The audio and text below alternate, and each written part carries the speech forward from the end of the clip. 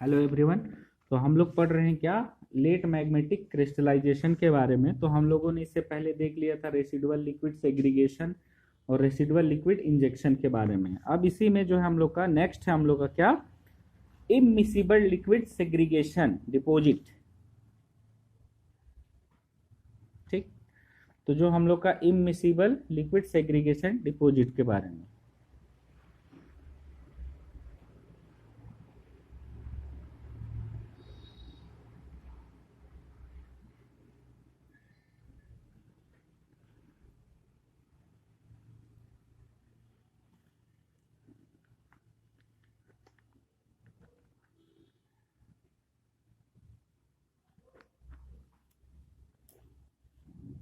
तो किसके बारे में देखना है, इममिसिबल लिक्विड सेग्रीगेशन डिपॉजिट के बारे में। ठीक, तो ये होता क्या है, इसमें कैसे हम लोगों का अयस्कों का निक्षेप होगा अयस्क डिपॉजिट का, तो इसके बारे में देखते हैं।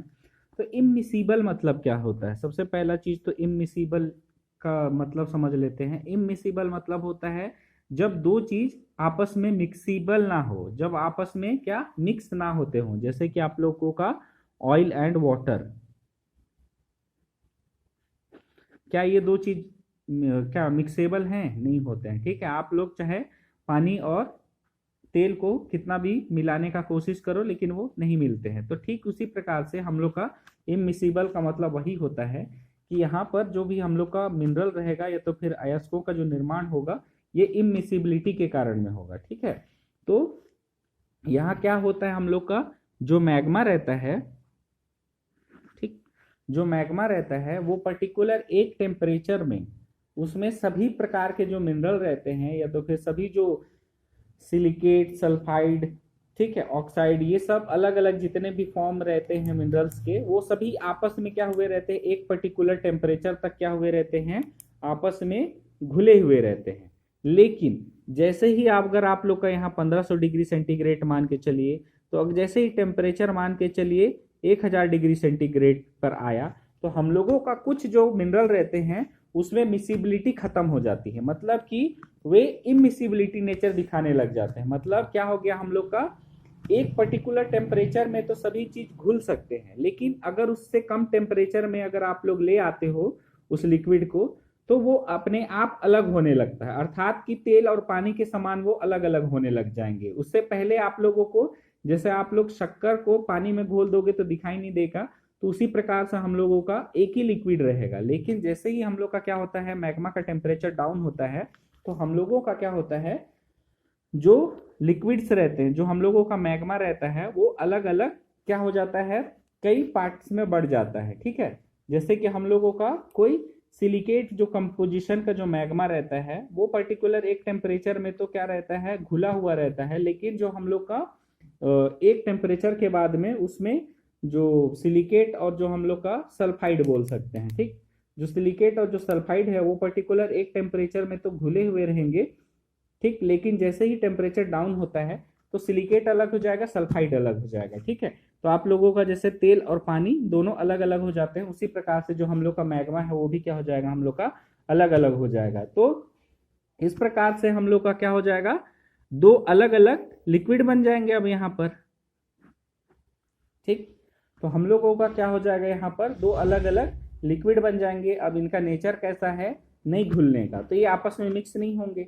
तो अब क्या होंगे, यही ठंडे होंगे, उसके बाद में क्या बनाएंगे, अयस्क का निक्षेप कर लेंगे। तो ऐसे जो भी प्रोसेस से निक्षेप बनता है उसी को कहा जाता है हम लोग का क्या, इममिसिबल लिक्विड सेग्रीगेशन डिपॉजिट कहा जाता है। ठीक है, इममिसिबल लिक्विड सेग्रीगेशन डिपॉजिट मतलब जिसमें हम लोगों का एक ही मैग्मा के दो अलग अलग फेज बनेंगे, दो अलग अलग फेज बनने के बाद में हम लोगों को वो मिक्स नहीं होंगे।